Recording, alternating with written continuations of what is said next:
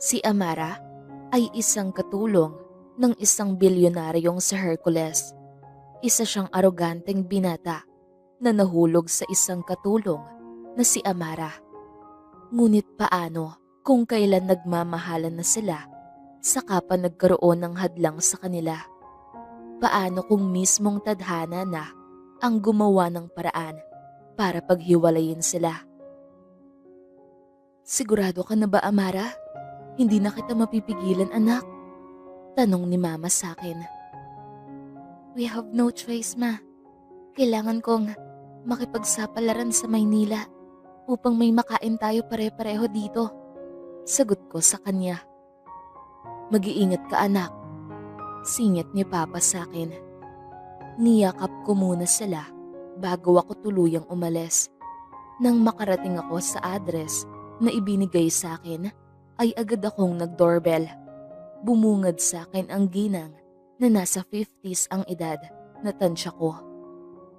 Ikaw na ba yung kasambahay galing Bicol? Tanong nito sa akin, kaya tumango ako. Sumunod ka sa akin.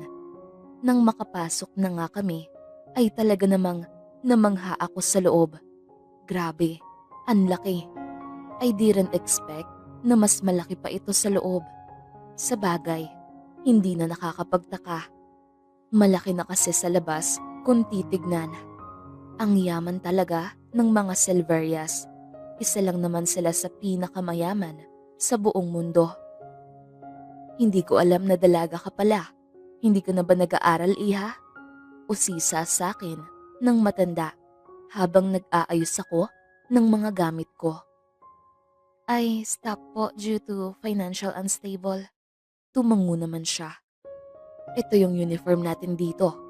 Suotin mo pagkatapos mo mag-ayos ng gamit at dumiretso ka sa kusina para matulungan mo na ako dahil darating na ang mga senyorito. Matapos niyang sabihin yon, ay lumabas na ito ng kwarto. Mga senyorito? Ilan sila? Matatanda ba sila? Siguro? Ay, ewan ko. Nababaliw na ata ako. Matapos kong ang maayos ang mga gamit ko, ay nagbihis na ako. Inayos ko ang sarili ko upang sa pagharap ng mga amo ko ay hindi naman nakakahiya. Pumunta na ako sa kusina kung saan naroon ang iba pang katulong sa mansyon. O, andyan ka na pala. Tulungan mo kong dalhin ito sa sala dahil magmemeryenda na sila. Turan ni Aling Esther sa akin, ang mayordoma dito. Opo, sagot ko dito. Do I need to fix myself before I go to the living room? Siyempre hindi na. Maganda na ako.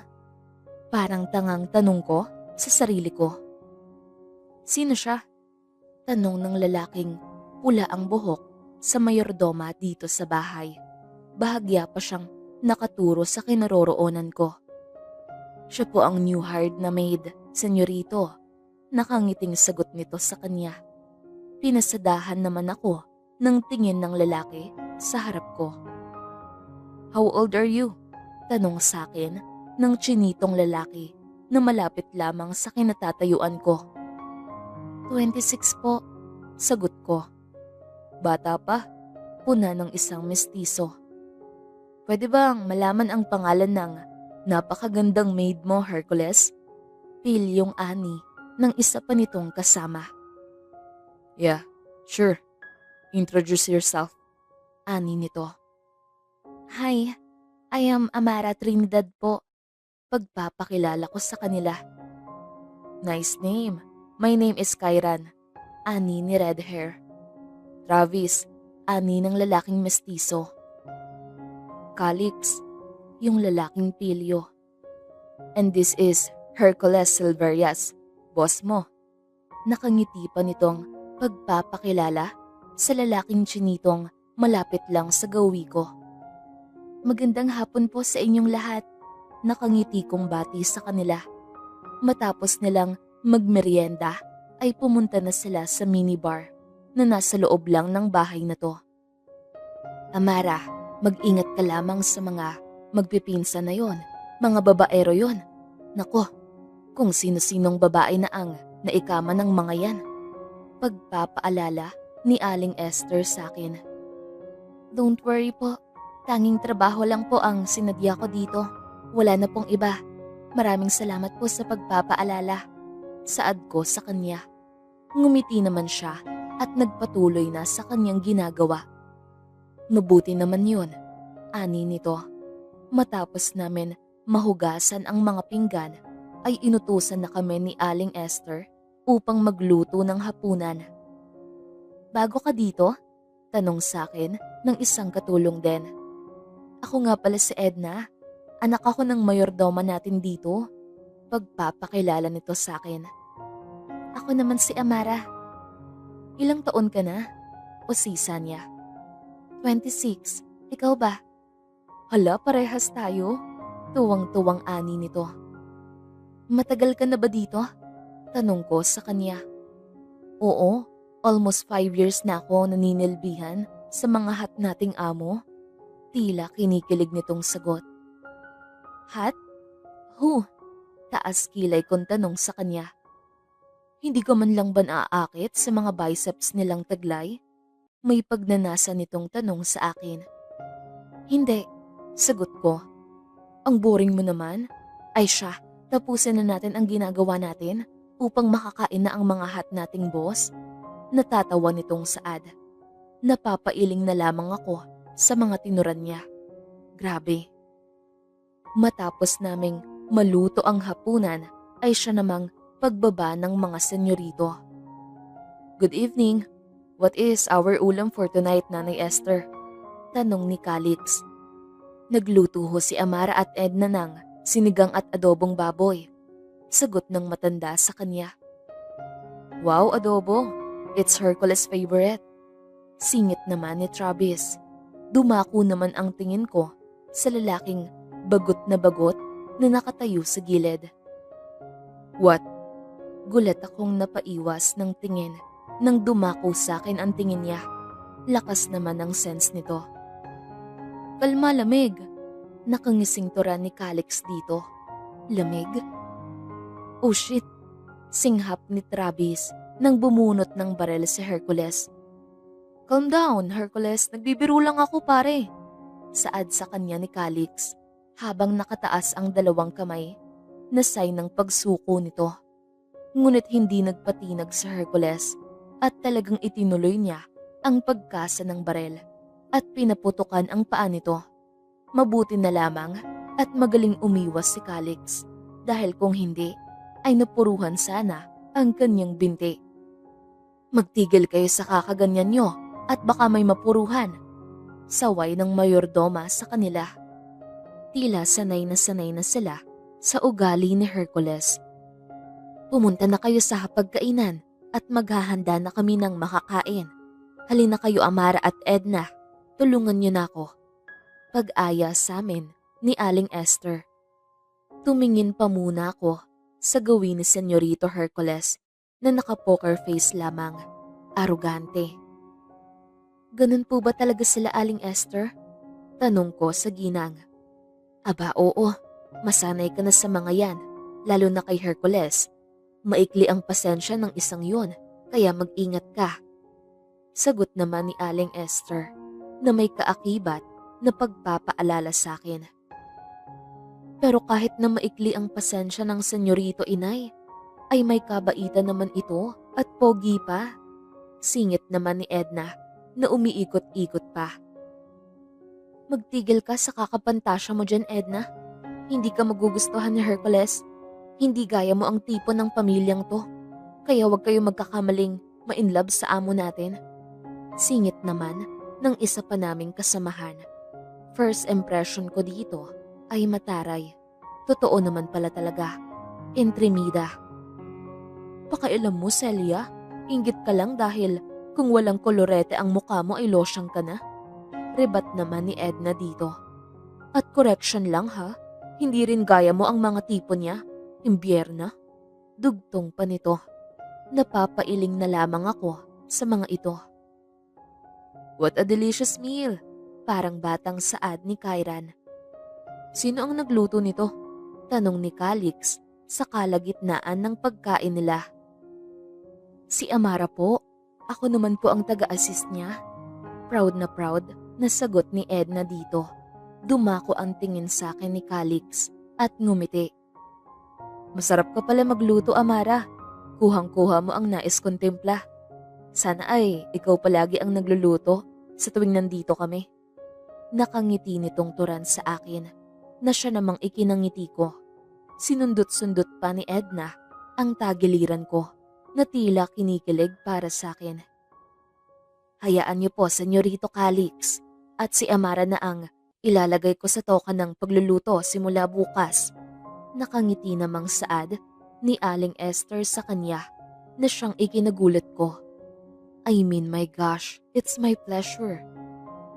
No, singit ni Hercules. Bakit ho, Senyorito? Kamot ulong tanong ni Aling Esther sa kanya. Hindi masarap ang luto niya. Please, Nanay Esther, wag mong hayaang masayang ang mga rekadong galing pa sa Spain para lamang sa mga baguhang katulong na hindi man lang standards ang panlasa. Nakakawalang gana kumain. Matapos niyang sabihin yon, ay padabog niyang ibinagsak ang kubyertos nito sa plato niyang tila hindi man lang nabawasan ang pagkain na kinuha niya.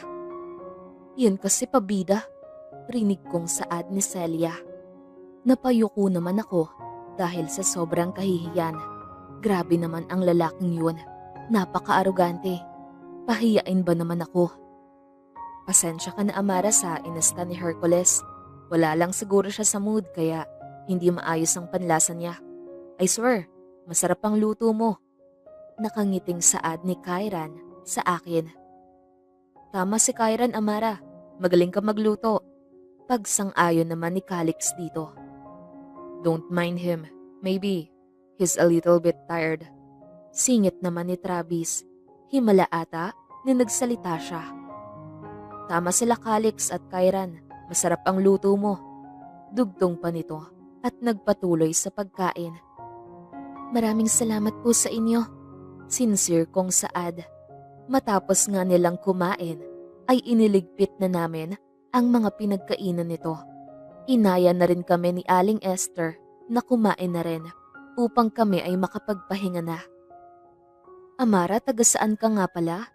Tanong ni Edna sa akin sa kalagitnaan ng pag-ayos ko ng buhok. Nasa kwarto na kasi kami upang makapagpahinga na. Taga Bicol ako. Kayo ba? Tanong ko pabalik sa kanya. Taga Nueva Ecija kami. Sagot nito. O Amara, sana naman nadala ka na sa pagiging papansin mo. Kaya bago-bago mo, pasikat ka na agad. Singit ni Celia sa gitna ng pag-uusap namin. Ano bang problema mo kay Amara, Celia?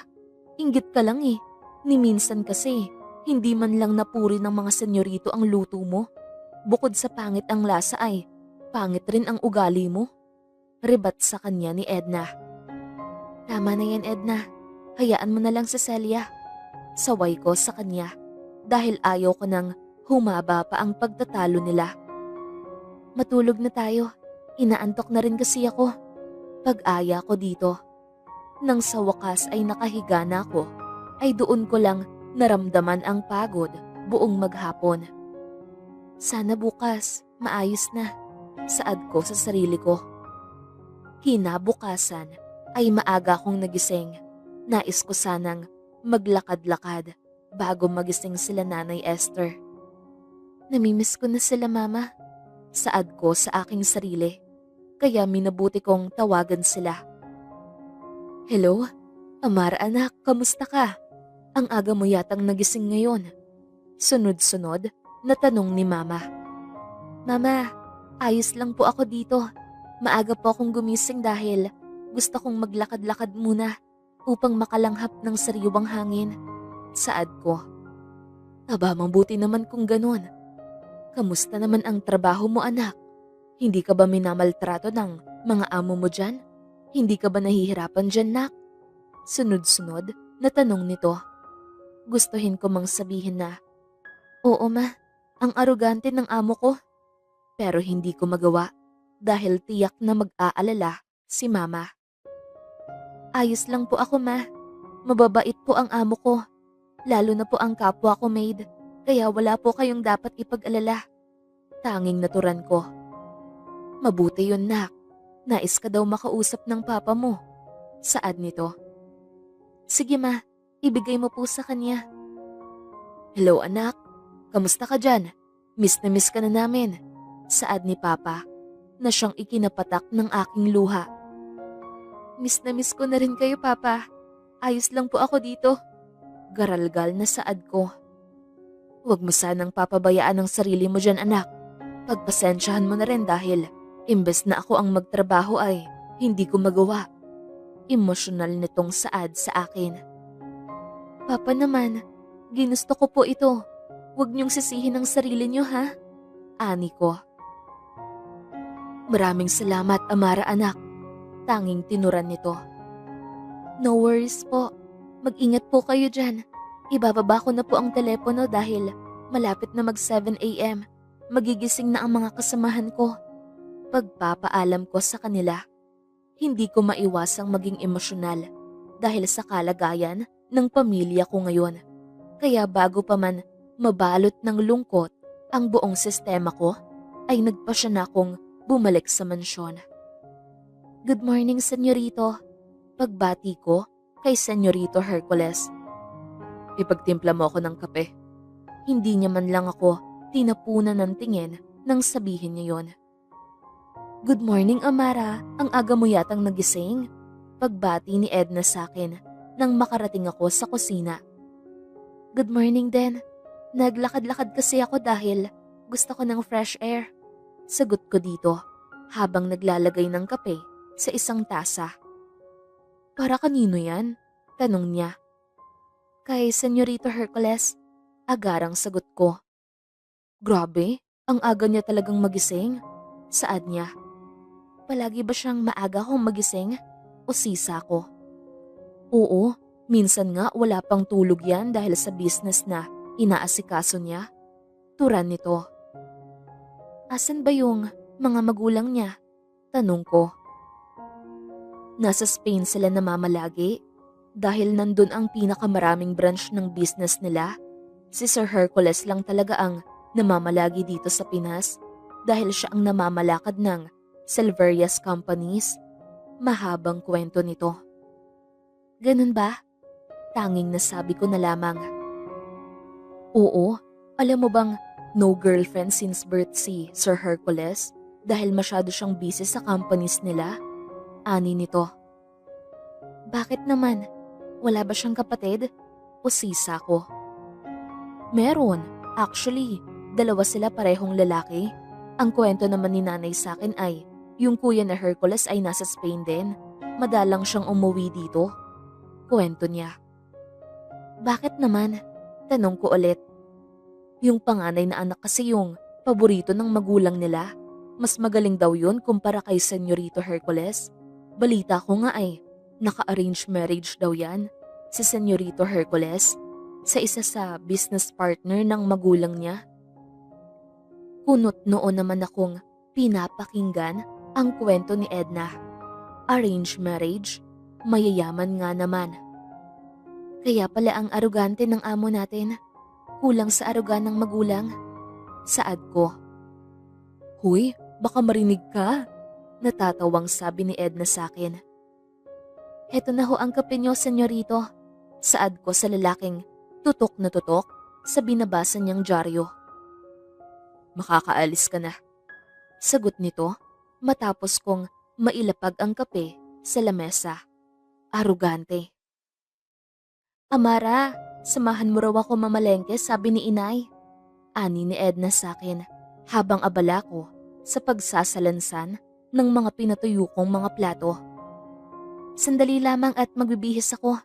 Sagot ko dito. O siya, bilisan mo ha. Aantayin kita sa baba. Sasabihan ko si Mang Roger na samahan tayo para mapadali tayo. Saad niya. Matapos kong magbihis ay dumiretso na ako sa garahe. Handa na ang sasakyan na gagamitin namin papuntang palengke. Hi Amara, nakangiting bungad ni Calix sa akin nang papasok ako sa van. Ay Amara, hindi ko nga pala nasabi sa'yo na nais sumama ni Senyorito Calix sa pamamalengke natin? Tila kinikilig, natura ni Edna sa akin. Tinanguan ko lamang sila at naupo na sa bakanting upuan. "Why are you so quiet?" tanong ni Senyorito Calix sa kalagitnaan ng biyahe. "Masama po ba?" tanong ko. "Hindi naman," nakangiti nitong sagot.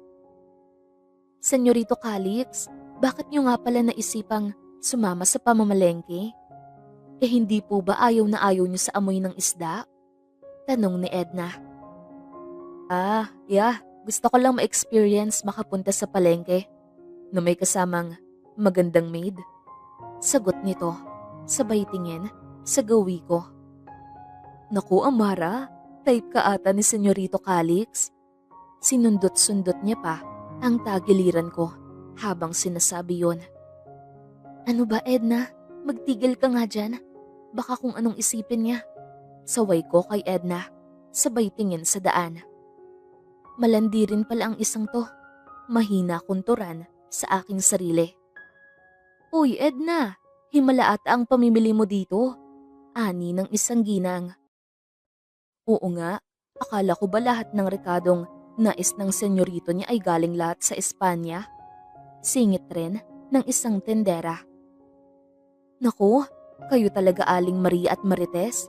Saan niyo naman nasagap ang chismes na yan?" Kamot ulong tanong ni Edna sa dalawa. "Aba kay Celia, nang minsang magawi siya dito at nakwento niya yon. May bago nga daw nakatulong sa inyo na pabibo na agad." Nakakunot ako nang tignan sila. Ako yata ang tinutukoy ng dalawang matandang to. Halos 3 linggo na rin kasi akong katulong ng mga Silverias at palagi talaga akong napag-iinitan ng Celia na yan. "Naku, huwag kayong maniniwala sa mga chismis ni Celia. Walang katotohanan ang mga yun. Ito si Amara, siya ang bagong kasambahay." Hinila niya ako palapit sa kanya upang makita ng dalawang ginang ang kabuuan ko. Gulat naman silang tumingin sa akin na siyang ikinangisi ko. "Ay, napakagandang dalaga naman pala nito." Nakangiting puri sa akin ng dalawa. Mga plastic. "Tapos na ba kayo?" tanong ng kung sino sa likod namin. "Hala, kasama niyo pala ang pinsan ng Senyorito Hercules niyo? Magandang hapon po, Senyorito Calix." Pagbati nito sa lalaking bagot na nakatayo. "Hindi pa ba kayo tapos dyan?" tanong ulit nito na may kataasan na ang boses. "Tapos na ho, Senyorito. Halina kayo." Natatarantang pag-aya ni Edna sa amin. "Kayong dalawang matanda," pagtawag ni Calix sa dalawang kausap ni Edna kanina. "Bakit ho?" Malanding sagot ng dalawa. "Huwag niyo sanang ugaliing pagchismisan ang buhay ng iba. Huwag rin kayong magpapaniwala sa mga chismis na hindi naman fully detailed.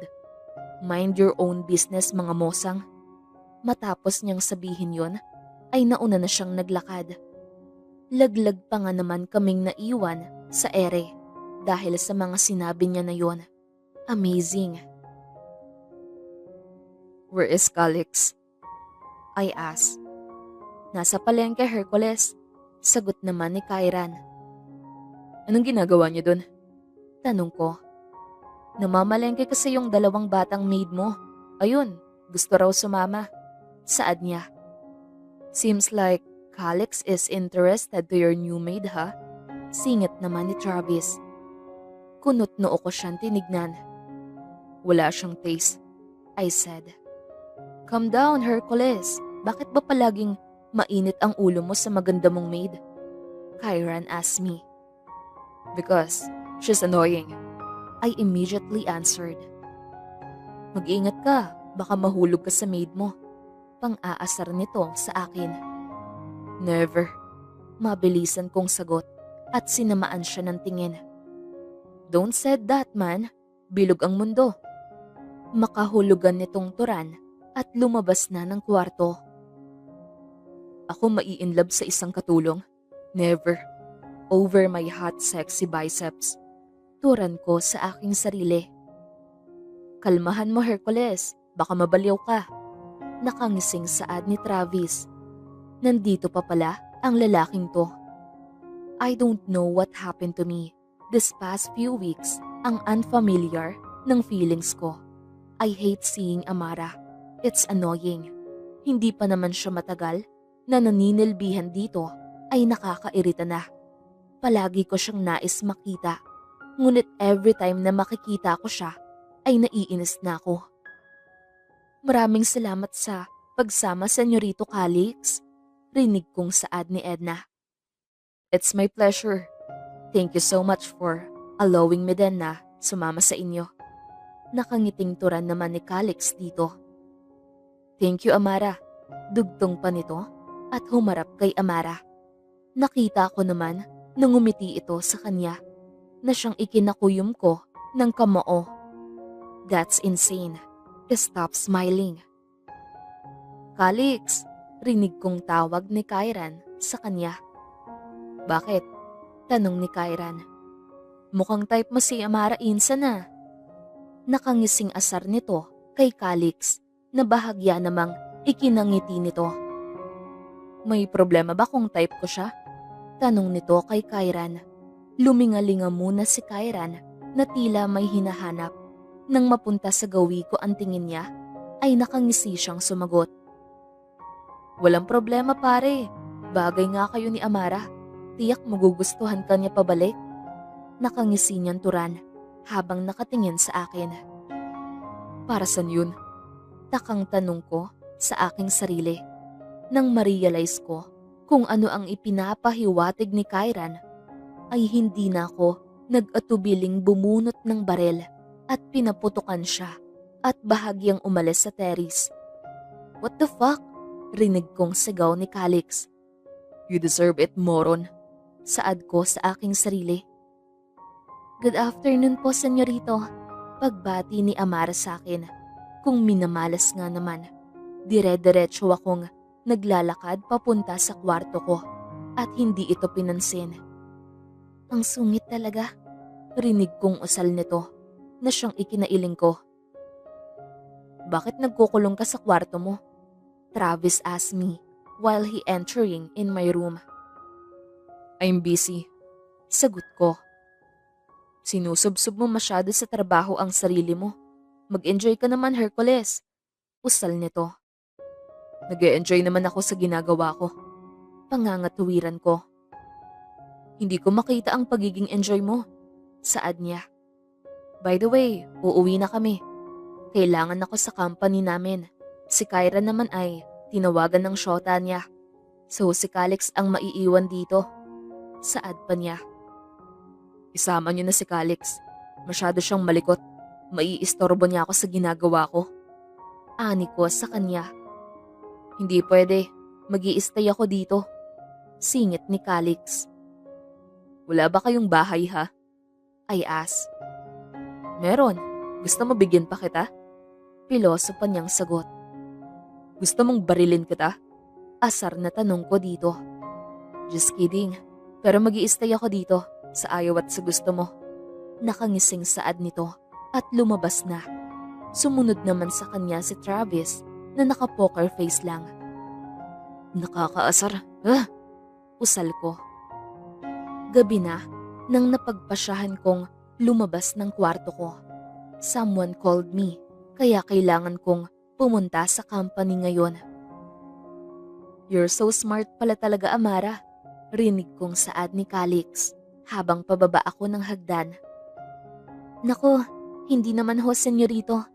Natutunan ko lang talaga yon nung high school pa lamang ako. Nakangiti rin, natura ni Amara sa kanya. Checkmate, dugtong pa nito. They are playing chess, huh? Kunot noo kong saad sa aking sarili. She's not good. Bobo lang talaga maglaro si Calix. Himutok ko at padabog na umalis. Habang nagmamaneho ako, ay hindi ko maiwasang maisip kung anong ginagawa ng dalaga ngayon. Ano bang nangyayari sa akin? Tanong ko sa aking sarili. Hindi naman ako ganito before.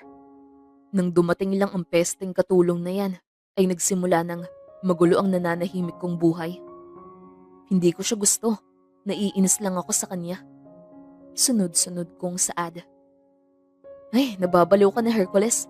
Hindi ka pwedeng magkagusto sa katulong. Pagpapaalala ko sa aking sarili. Good evening, sir. Pagbati ng guard sa akin nang makarating ako sa company namin. Tumangulang ako at nagtungo na sa office ko.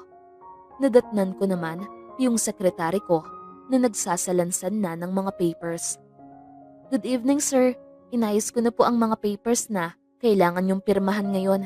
Nasend ko na rin po pala sa email nyo yung schedule nyo for tomorrow. Sunod-sunod na sabi nito. Okay, thank you. Sagot ko. If you need anything, sir, just call me. Saad pa nito at lumabas na. Sobrang dami naman nito. Reklamo ko. You have no choice, Hercules. Kailangan mong mapatunayan sa mama at papa na magaling ka at kaya mong mahandle mag-isa ang kumpanya. Pagpapaalala ko sa sarili ko.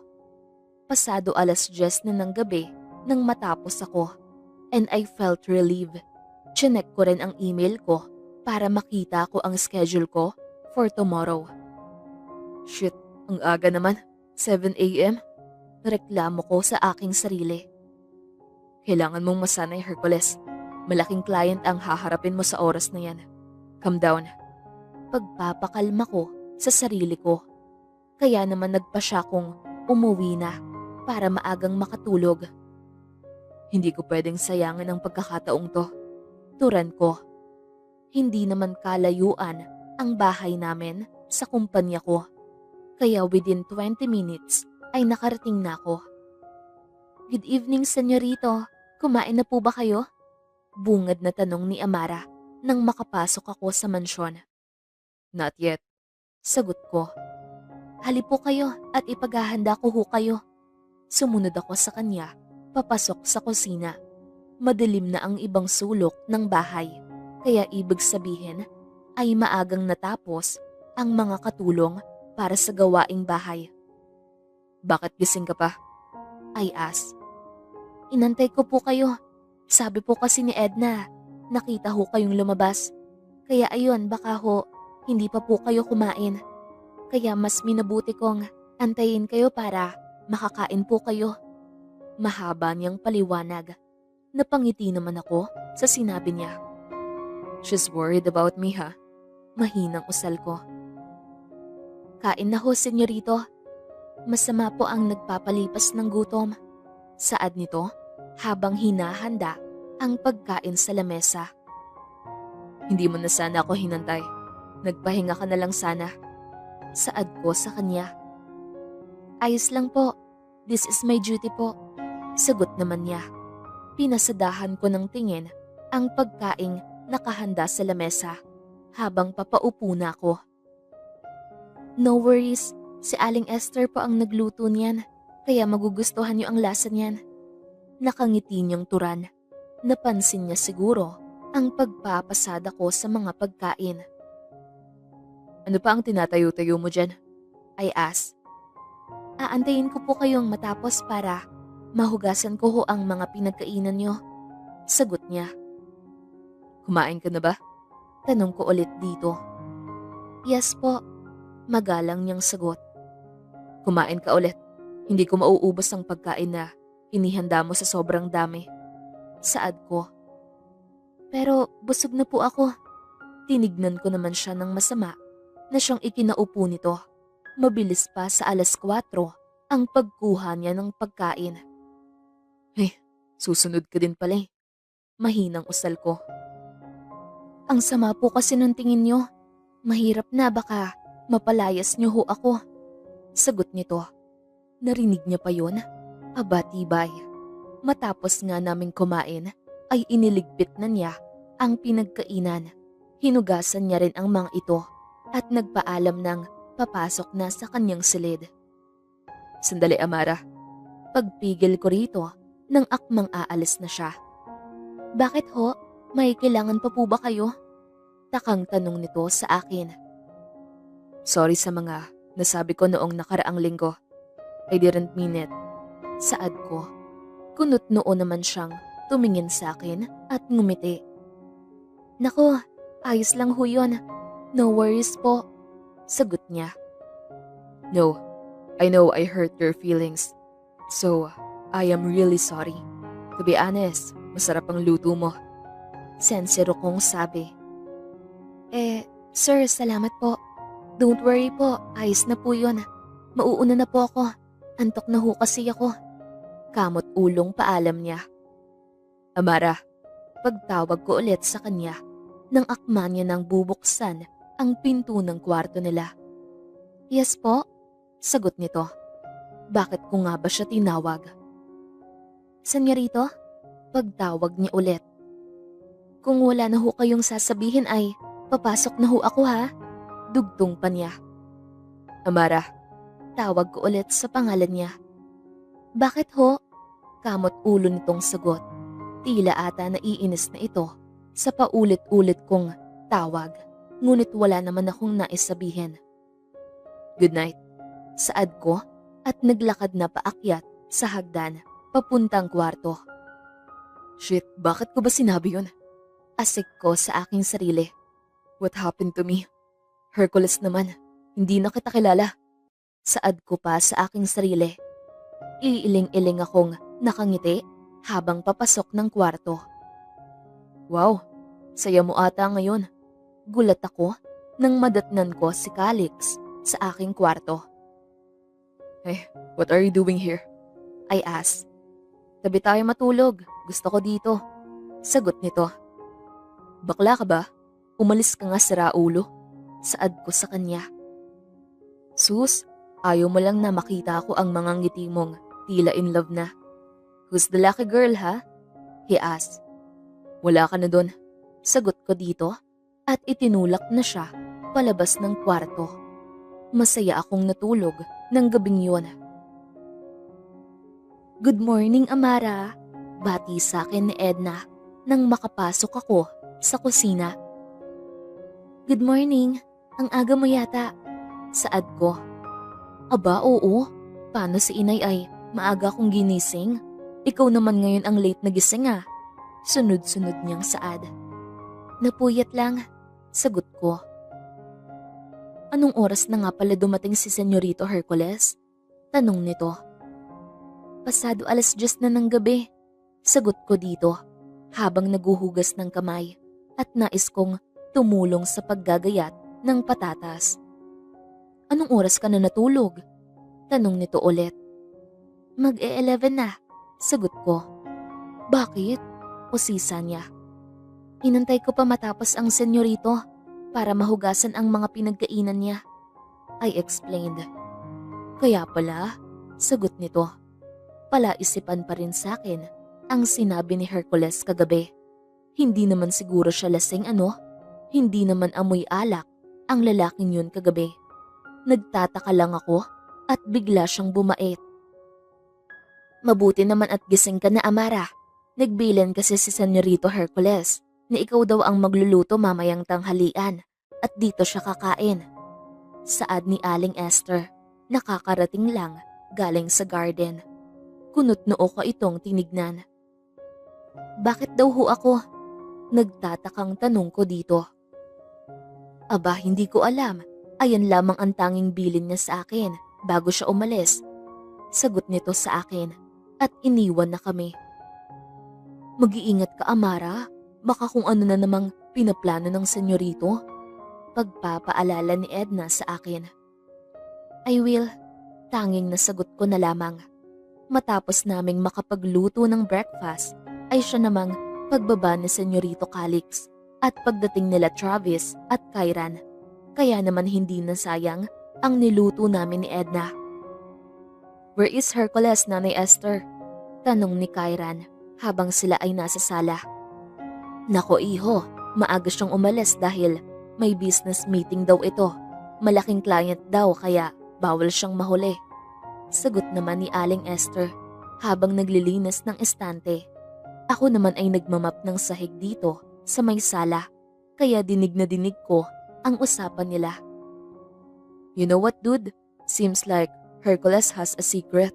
Dinig kong saad ni Senyorito Calix. What kind of secret? Interesadong tanong ni Kyran sa kanya. I think Hercules has a girlfriend already. Nakangising sagot niya. Wow, how come? Niwala nga siyang pakialam sa mga babaeng sinet up natin for his blind date. Hindi makapaniwalang tanong ni Kyran dito. Malay mo, hindi niya type yung mga sinet up natin dahil may iba siyang type. Singit ni Travis. Kagabi yung ngiti niya ay iba eh. Hindi dahil sa business or hindi dahil sa puri from his parents. Ngiti because of chicks pare. I swear, niayaw nga niya akong patabihin sa kama niya. And ito matindi. Nung inasar ko siya, hindi niya ako binaril. Eh di ba konting asar lang dyan, babarilin ka na? Nakakapagtaka. Mahabang saad nito sa kanyang mga pinsan. Wow, in love na ang lamig natin. Kanino naman kaya? Tanong naman ni Kyran. Kagabi, ako lang naman ang nakausap niyang babae ah. Baka sa company niya or nung paglabas niya ay may kadate na siya. Mahinang usal ko sa aking sarili. Itinuloy ko na ang pagmamap ng sahig at pinagsawalang bahala ang mga taong malapit sa akin. Hey Amara, what's up? Calix approached me while nagmamap ako. Hello po, senyorito. Sagot ko dito. Let's play a chess again later, Amara. Pag-aya nito sa akin. She know how to play chess? Tanong naman ni Kyran. Magaling siya pare. Nakangiting sagot ni Calix sa kanya. Wow, let's play later, Amara. Pag may free time ka. Manghang-mangha na pag-aya sa akin ni Kyran. Naku ho mga senyorito, I think I am not available later po. Or I have no free time po. Kamot ulo kong sagot. Why? Tanong ni Kyran. Ako po kasi ang nakatoka sa kusina para magluto eh. And also, I have more need to do po today. But I'll try po pag may free time pa. Sagot ko dito. Ikaw magluluto? Pumayag si Hercules? Singit ni Travis. Oo nga, I thought hindi niya gusto ang lasa ng luto mo. Kamot ulong saad ni Kyran. Siya daw po ang nagbilan kay Aling Esther na ako ang ilagay sa toka ng pagluluto ng tanghalian mamaya eh. Nahihiyang sagot ko. Bakit daw? Tanong ni Calix sa akin. Hindi ko nga po alam eh. Tanong niyo na lang po sa kanya. Sagot ko. Nakakaubos pasensya ang mga ito. Paulit-ulit ng tanong. Matapos kong maglinis ng buong bahay, ay nagsimula na akong mag-isip kung anong lulutuin na ulam para sa tanghalian. Kung bakit kasi ako pa ang itinoka ng aroganteng yun sa pagluluto. Pag ito hindi niya nagustuhan, makakatikim na siya sa akin. Ines na reklamo ko sa aking sarili. Pabibo ka rin eh, no? Salita ng kung sino sa likod ko. Paano mo naman nasabi, Celia? Tanong ko dito. It's Celia lang pala, de Brohilda. Akala mo siguro hindi ko nakita ang ginawa mong panlalande kay Senyorito Hercules kagabi? Kapal din ng pagmumukha mo. Para sabihin ko sa'yo, tigil-tigilan mo ang kakapantasya mo kay Senyorito dahil hindi ka magugustuhan nun. Asik nito. FYI, I don't have any interest dyan sa mga amo natin. Kung yun ang inaalala mo. And pwede bang tantanan mo ko sa mga kakaganyan mo ha? Masyado ka bang triggered sa kagandahan ko? Kaya ka nagkakaganyan? Imbyer na ka, Day. Hindi ko kasalanan na maganda ko ha? Payo ko lang sa'yo. Iwas-iwasan mo yung pagiging insecure mo sa akin. Hindi yan nakaka-healthy. Matapang na sagot ko dito at iniwan siya.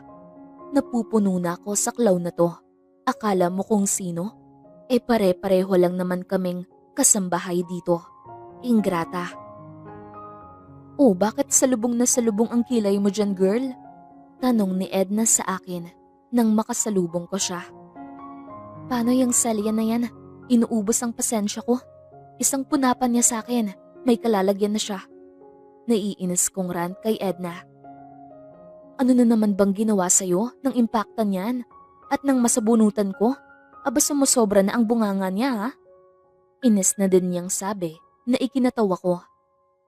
O kalma, parang ikaw pa ang naapi ah. Hayaan mo at sa susunod ay re-rest baka na natin siya. Natatawang turan ko na siyang ikinatawa rin niya. Insecure lang yan sa kagandahan mo, Amara? Paano? Pangit na nga yung ugali, pangit pa mukha. Natatawang sabi nito sa akin. Naiiling na lamang ako. Pasado 11:00 pa lang nang dumating si Senyorito Hercules. Mabuti na lamang at tapos na ako magluto. Kaldereta ang niluto kong ulam at chicken curry. Sabi ni Edna, paborito rin ito ni Senyorito Hercules.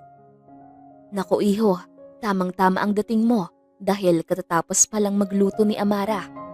Narinig kong bungad ni Aling Esther kay Senyorito Hercules. Nasaan ho si Amara? Narinig ko rin na tanong nito kay Aling Esther. Nasa kusina iho, naghahanda. Nariyan nga pala ang mga pinsan mo sa poolside. Magbihis ka na ng madali at tatawagin ko na ang mga pinsan mo para sabay-sabay na kayong makapagtanghalian. Oho, tanging sagot ni Senyorito Hercules. Uy, narinig mo yun? Hinahanap ka ni Senyorito Hercules? Ready na siya para sermonan ka dahil hindi na naman niya bet ang lasa ng luto mo? Pang-aasar ni Edna sa akin na siyang ikinairap ko. Magtigil ka, Edna. Dinadagdagan mo ang kaba ko. Saway ko dito. Nag-peace sign naman ito sa akin na siyang ikinataas ng kaliwa kong kilay. Kinakabahan ako para sa lasa ng luto ko. Pihikan pa naman ang aroganteng yun. Akala mo kung sino. Sakto ngang tapos na kaming maghanda nang magsidatingan ang mga senyorito. Wow, bango ah! Ani ni Kairan. Nagsiupuan na silang lahat at maging sa Hercules ay nandun na. Tahimik silang kumakain at minsan napapatingin si Hercules sa gawi ko na siyang ikinailing ko. Tinitignan ka ni Senyorito Hercules? Katapusan mo na? Pang-aasar ni Edna kaya binatukan ko to. Aray, ang sadista mo, binibiro ka lang naman. Nakanguso nitong saad sa akin na siyang ikinairap ko. Delicious, ani ni Calix sa gitna ng pagkain nila. Balita ko Hercules, ikaw daw ang nag-utos na si Amara ang magluto ngayon. Biglang salita ni Kairan. So, sagot naman ni Hercules. Nagtataka lang ako kasi nung siya ang nagluto before ay nagalit ka kasi hindi mo nagustuhan ng lasa. Saad pa ni Kairan. If you are wondering why I ordered her to do this, because hindi galing sa Spain ang rekado. Sanay siya sa galing palengke. Sagot nito at sa pangalawang pagkakataon ay padabog niya ulit na ibinaba ang kutsara at umalis. Sa pangalawang pagkakataon din ay napahiya ako. Napayuko na lamang ako sa sobrang hiya. Bakit kailangan niya pang sabihin yun? Gusto niya ba talagang makita kung paano ko magalit? Sumusobra na siya. Mabilis pa sa 4:00 akong nagtungo sa labas ng bahay. Akala mo naman kung sino siyang makalait ng luto ko? Hindi lang luto ko ang nilait niya, pati na rin ang buong pagkatao ko. Naiiyak kong saad sa aking sarili. Kung hindi pala masarap ang luto ko, bakit niya pa inutusan si Aling Esther? Para sabihan ako na magluto ngayon. Para saan? Para ipahiya pa ako? Grabe naman talaga ang lalaking yun. Napaka-arugante. Ang sama-sama ng ugali. Patuloy na paglabas ko nang hinanakit sa sarili. Amara, pagtawag ni Calix sa akin, pinunasan ko muna ang mga luhang nagkalat sa mukha ko bago ko siya tuluyang lingunin. Bakit? Tanong ko sa kanya. Kung nandito ka para mag-sorry, para sa arogante mong pinsan ay wag na. Hindi ko kailangan ng sorry mo. Hindi naman ikaw ang nanlait sa luto at buong pagkatao ko. Kaya tigilan mo ang kakahingi ng sorry sa mga taong nagawa ng masama ng pinsan mo. Sigaw ko sa kanya at iniwan siya. Nakasalubong ko si Celia at alam kong may masasabi na naman siya. Subukan mo magsalita, paduduguin ko yung bibig mo. Pagbabanta ko dito. Akala siguro nila hindi ako nasasaktan na. What was that, pare? Nagulat ako sa pagpasok ni Travis kasama si Kyran. What? I asked. Why did you do that to Amara? Travis asked me, while Kyran kept glaring me. Honest feedback? Sarkastiko kong sagot. Unbelievable. Singit ni Kyran. Ano bang problema niyo? Maid lang naman siya. And totoo naman hindi siya magaling magluto. Sagot ko. Kahit na. You should talk to her in private if you really want to enhance her cooking skills. Madiing sabi ni Travis. Hindi ka na namin maintindihan. She's your maid, oo. Pero you have no right to insult her in front of us, pare. It's a foul. She's a girl after all. Respect naman. Matapos sabihin yon ni Kyran, ay padabog siyang lumabas. What? Kinakampihan niyo pa siya kaysa sa akin? Ang labo niyo naman. Hindi makapaniwalang saad ko. Wala kaming kinakampihan. But this time, pare, ikaw yung mali. That's why nandito ako para sabihin na you should apologize to her. Seryosong saad nito sa akin. Inuutusan mo ba ako sa sarili kong pamamahay, Travis? I asked. No. Bakit pa kailangan kitang utusan kung aware ka naman sa pagkakamali mo? Be matured, pare. Hindi ka na bata. Matapos niyang sabihin yun, ay lumabas na rin siya. Mali ba talagang maging honest? Usal ko. Talk to her. Gulat akong tumingin sa gawin ni Calix na nakatiimbagang na. What?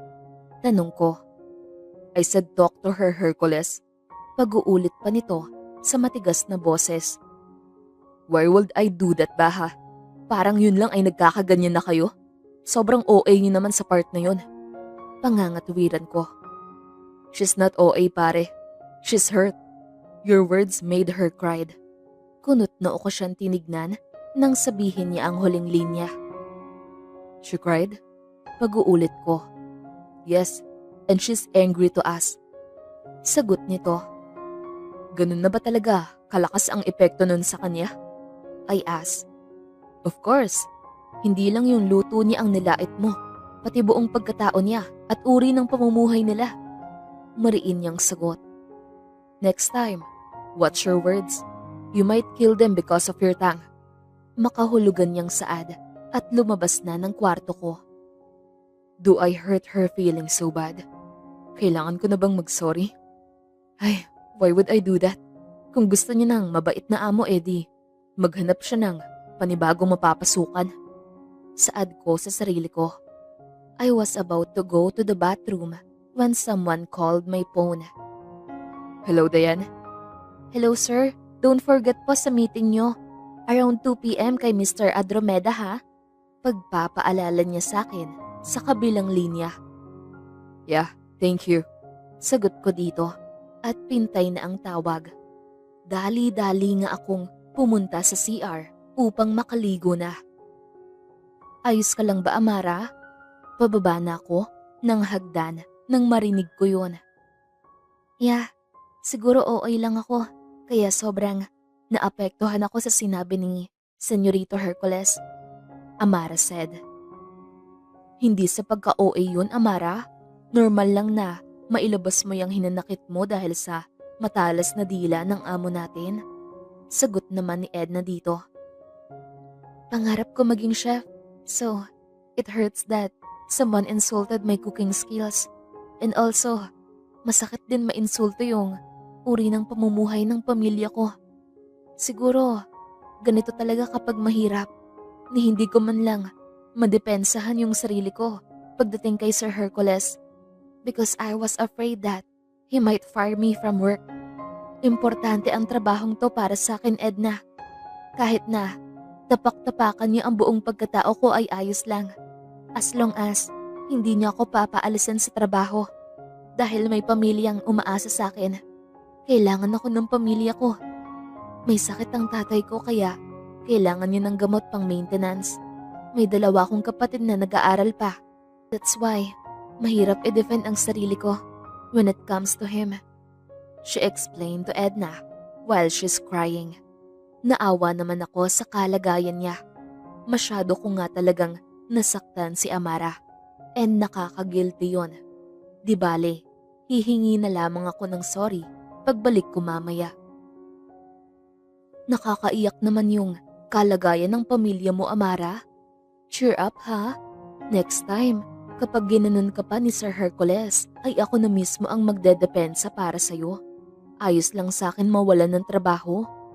Senserong sagot naman ni Edna. Gagawin mo yon? Hindi makapaniwalang tanong ko. Oo, because you're my friend, Amara, at ayaw kong... Tapos ka na ba, Amara?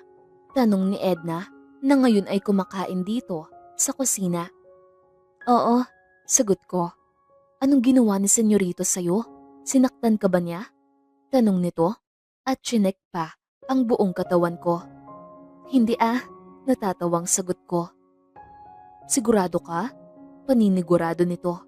Tumango naman ako. Hala siya, buti at pumayag na may pumasok sa kwarto niya na iba. Ayaw nga niyang palinisan yan sa amin.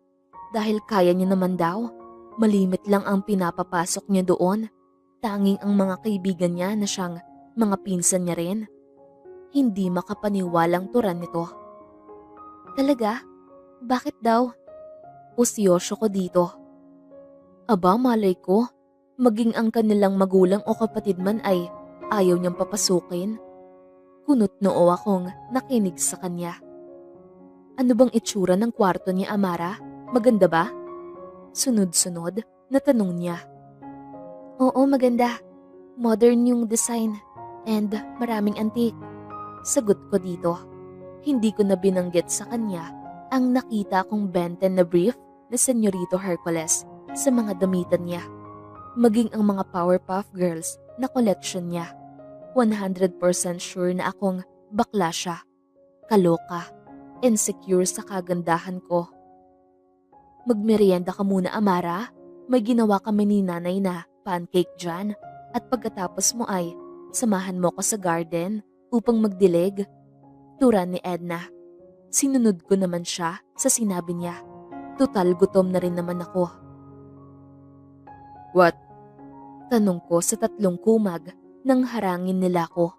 Nandito kami ngayon sa paborito naming tambayan, which is sa bar area dito lang sa mansyon namin. Did you say sorry to Amara already? Taas kilay na tanong ni Calix sa akin. Yes, I answered. Really? Anong say ni Amara? Did she punch her face or what? Parang batang tanong ni Kyran sa akin. No, natameme siya. Mayabang kong sagot. Yung totoo, tanong ni Travis. Totoo naman yun. Sagot ko dito. That's good pare. Akala ko ay magiging matigas yung puso mo. Saad ni Calix, sabay akbay sa akin. What the fuck? Remove your hands, dude. Are you gay? I hiss. No, you're Powerpuff Girls. Ang aasar nito sa akin. Namilog ang mga mata ko nang mapagtanto ko na si Amara nga pala ang naglinis sa kwarto ko. Shit, mura ko. Why? What happened? Travis asked me. Si Amara ang naglinis ng kwarto ko. Sigaw ko. Bisto ka na pare. Natatawang saad ni Kyran sa akin. You let her na makapasok sa kwarto mo? Nakakapanibago. Taas kilay na saad ni Calix. Anong nakakapanibago doon? I asked. Nothing. Sagot niya, sabay alis. Anyari doon? Tanong ni Kyran sa akin. Nagkibit balikat lang ako sa kanya. I don't know. Sagot ko. Kaninong garden ba to, Edna? I asked. Kay Senyorita Adelina ito. Naku, mahal na mahal niya ito kumpara sa mga anak niya. Sagot naman nito. OA naman niya. Sagot ko. Baliw, totoo. Nagagalat siya kapag hindi nadidiligan to. Or kaya kapag may nakikita siyang tumutubo na mga damo sa mga halaman niya, lahat kami nasisigawan. Natatawang saad niya. Mabait ba ang senyorita natin, Edna? Tanong ko dito. Bruhilda, mas bruhilda pa kay Celia. Naku, kaya nga, close na close sila ni Celia dahil pareho silang kampo ni Satanas. Tila inis na wika ni Edna. Paano mo naman nasabi yan? O sisa ko. Saksi ako dahi. Kung makasigaw nga sa akin akala mo nanay ko, aba. Natatawa naman ako sa facial expression ni Edna. Halatang may galit sa ina na Hercules ang isang to. Kaya niya kaya ang pagiging maldita ko? Biro ko. Sira ulo ka, natatawang saad nito. Amara, sa Senyorito Calix papalapit sa gawin natin. Saad pa nito. Kunot noon naman ako sa sinabi niya. Ano naman ang gagawin niya dito? Amara, pagtawag nito sa pangalan ko. Are you mad at me pa rin ba? Tanong pa nito sa akin. Tinignan ko naman si Edna na nakakunot noo. Exit muna ako, friend, ah. Nakangising paalam nito. Humarap naman ako kay Calix na poging-pogi sa suot nitong polo. Nako, senyorito, hindi naman po ako galit sa inyo. Kamot ulo kong sagot. Cut that, senyorito, please. Calix na lang, pag tayo lang naman dalawa. Saad pa nito. Baka ho may makarinig at magsumbong, baka matimbog. Sagot ko dito. Wala yan, saad pa nito. Okay, Calix. Nakangiti kong sagot. Gam, Amara. Mura pa nito. Bakit ho, may mali po ba? Takang tanong ko. Nothing. Sagot pa nito sa akin. Bakit ho pala kayo naparito? Tanong ko sa kanya. I have something to tell you. Saad nito. Ano yon? I like you, Amara. Wika nito na ikinakunot ng aking noo. Ha? Tanging nasabi ko na lamang. I like you, Amara. Pag-ulit pa nito. Joker ka pala, kagaya ni Senyorito Hercules. Natatawang saad ko para hindi maipahalata ang aking kaba. What do you mean? Hercules like you too? Takang tanong nito. Ayun po ang sinabi niya sa akin kanina. Yan daw ho ang rason kaya palagi siyang galit sa akin. Pero hindi ako naniniwala. You know what, I think he's gay. Saad ko dito na siyang ikinahagalpak ng tawa niya. Hindi siya bakla. Aliw ka, ha? Tuwang-tuwa nitong saad. Eh bakit ho? May Powerpuff Girls siyang collection sa kwarto niya. O sisa ko. Shit, Amara. You're so cute. Iling-iling nitong turan habang tawang-tawa. But if Hercules like you ay, hindi na ako makikisali pa. Bihira lang magkagusto sa Hercules. Makahulugan niyang saad, sabay alis. Bakit puro walkout ang peg nila? Ayos lang ba sila? Naku naman, nababaliw na turan ko sa aking sarili. Where have you been, Calix? Travis asked him. Kay Amara, sagot nito, sabay tingin sa gawi ko. Hindi ko naman to pinansin. Anong ginagawa mo naman dun? Tanong ni Kairan. I confess, sagot nito, na siyang ikinakunot ng noo ko. Confess what? Tanong ulit ni Kairan. Sa pagkakataong ito ay naging interesado ako sa pinag-uusapan nila, kaya palihim akong nakikinig. Nagusto ko siya, sagot niya na tila tuwang-tuwa. Talaga? So what happened? Na-reject ka ba? O sisa ni Kairan dito. No, pinayagan niya akong manligaw. Sagot nito na siyang ikinatiim ng bagang ko. Walang taste, saad ko sabay walk out. Bakit ba apektado ako? Ay, kasi gusto mo rin siya, Hercules. Nag-confess naman ako pero nag-walk out ka. Ay, Hercules. Naguguluhan na ako sa pinagsasabi ko sa aking isipan. Nakita ko si Amara na kasalukuyang nasa terrace ngayon, kaya nagpa siya kong puntahan siya. Amara, pagtawag ko sa pangalan niya. Kayo po pala, senyorito. Tila gulat nitong saad sa akin. Can we talk? Tanong ko. Sure po, sagot nito sa akin. Manliligaw ako, Amara. Saad ko dito. Bumalatay ang pagkagulat nito sa kanya. Mukhang ang pagiging lito nito ay hindi nakubli. Ha? Tanging nasabi na lang nito. Alam kong nakakabingi ang kagwapuhan ko, Amara. Pero please, allow me to court you. Pakikiusap ko. Baliw ho ba kayo? Nakadrugs? Or kulang sa tulog? Gutom? Ano po bang pinagsasabi niyo? Nakahit-hit ka? Kaloka? Naguguluhan niyang tanong. No, I'm serious, Amara. Seryosong saad ko. Senyorito, ayos lang ho ba kayo? Manliligaw? May amisya po ba kayo? Sunod-sunod na tanong nito sa akin. No, agarang sagot ko. Hindi naman ho pala eh. Bakit tila nagbago ang ihip ng hangin? Limot niyo na po ba ang pakikitungo niyo sa akin? Halos 2 buwan niyo na pong pinapamukha sa akin. Nadukha ako at mayaman kayo. Halos 2 buwan na rin ho akong nakakatanggap ng masasakit na salita galing sa matalas niyong dila. At halos 2 buwan niyo na po akong pinapahiya sa lahat. Tapos ngayon, nandito ho kayo para sabihin niyo ang mga yan? Ang labo niyo rin po ah. Kaninang tanghali lang ho ay linait niyo ang luto at uri ng pamumuhay ko.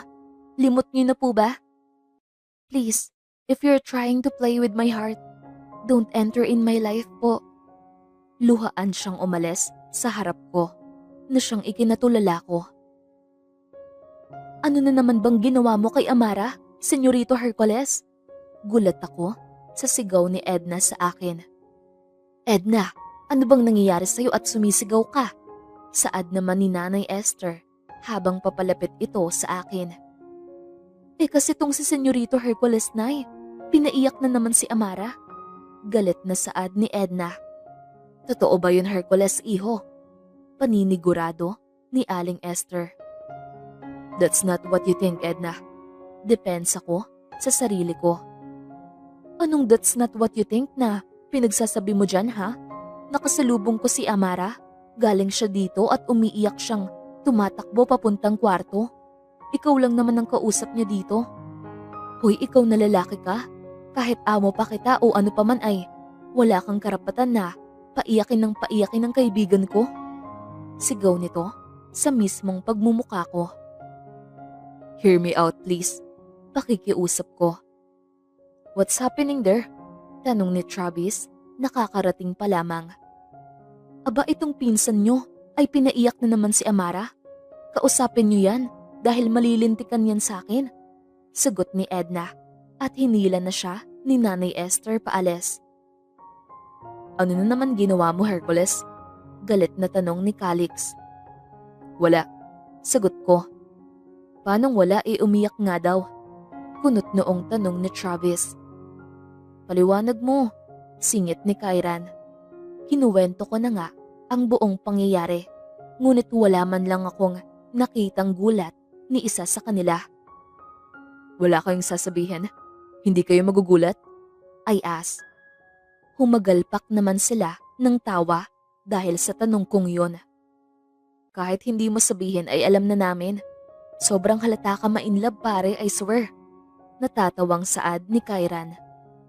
And about naman sa panliligaw ko kay Amara, it was all a lie. Yes, I like her but you love her. Natatawang saad naman ni Calix. Ikaw pala may kasalanan nito eh. Kung hindi ka nagsinungaling ay hindi siya iiyak at magagalit sa akin. Sigaw ko dito. Nope, kasalanan mo lahat, Hercules. Admit it and apologize to her. Saad naman ni Travis. How? Tanong ko dito. Love always make a way. Makahulog ang sagot nito at iniwan ako. Ang hilig na lang mag-walk out. Halos 1 buwan na rin ang pangungulit ni Sir Hercules sa akin. Sinusuyo niya ako sa paraang hindi ko gusto, ngunit siyang dahilan ng pagngiti ko. Good morning, Amara. I made your favorite breakfast. Let me help you, Amara. I'm dead serious to you, Amara. Mahal kita, Amara. Araw-araw niyang Sinasabi yan sa akin. Ngunit hindi ko alam kung bakit walang talab. Huy Amara, hindi mo pa ba talaga nagugustuhan si Sir Hercules? Ang laki ng improvement ng isang yan Saad ni Edna sa akin habang namamalansya kami. Improvement? Takang tanong ko. Oo, kung dati masungit at mapanglait, ngayon naman ay sobrang bait. Ay nako, iba talaga ang nagagawa ng pag-ibig. Kinikilig niyang Saad. Tigilan mo ko at hindi ko siya iniibig. Saad ko dito. Wala ka ba talagang kahit kaunting feelings? Tanong nito. Wala talaga. Sagot ko dito. Nakabusangot naman siyang tumingin sa akin. Kung pwede lang turuan ng puso, ginawa ko na. Amara, tumawag ang iyong ina at pinapauwi ka dahil inatake daw ang tatay mo, kaya ngayon ay nasa ospital. Gulat ako sa binalita na yon ni Aling Esther. Kaya minadali kong pumunta sa kwarto namin upang kumuha ng pera. Mangiyak-ngiyak pa akong sumakay ng bus pauwi sa amin. Nakakabigla. Ma, pagtawag ko kay mama na nakaupo sa tabi ni papa. Anak, mabuti naman at nakarating ka. Saad ni mama, sabay yakap sa akin. Kamusta po si papa? Agarang tanong ko. Mahina na ang puso ng papa mo anak. Naiiyak na saad ni mama. Gagaling si papa ma. Pagpapalakas ko ng loob sa kanya. Kahit gusto ko nang umiyak sa bisig niya. Hindi ko namalayan na nakatulog na pala ako. Nagising na lamang ako nang may naramdaman akong paghawi ng buhok ko. Tumambad sa akin ang mukha ng poging lalaki nang magmulat ako ng mga mata. Si Hercules. Sorry, nagising ata kita. Paghingi ng paumanhin nito. Ayos lang ho, Senyorito Hercules. What are you doing here po pala? Tanong ko dito. Nabalitaan ko kay Nanay Esther ang nangyari, kaya may nadali ko ang pagpunta dito. Sagot nito sa akin. Sinuong niyo ang bagyo para mapuntahan ako? Hindi makapaniwalang tanong ko. May problema ba? Takang tanong nito. Wala ho, pero bakit niyo ho ginawa yun? Tanong ko. Nag-aalala ko sa iyo, Amara. Baka mapano ka. Sinserong sagot nito sa akin. Parang hinaplos ang aking puso nang sabihin niya yon. Kaya naman hindi ko namalayang nayakap ko na pala siya. Pasensya na ho. Naiiling na saad ko. It's okay. Nilalamig din naman ako. Sagot nito. Makalipas nga ang 2 araw, ay naging maayos na ang pakiramdam ni Papa na ipinagpapasalamat ko sa Diyos at kay Hercules na siyang sumagot sa lahat ng babayaran sa hospital.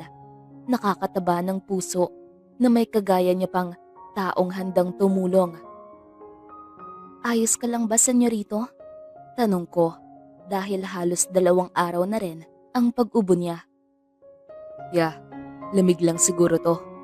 Sagot nito. Hinawakan ko naman ang noo nito at mainit.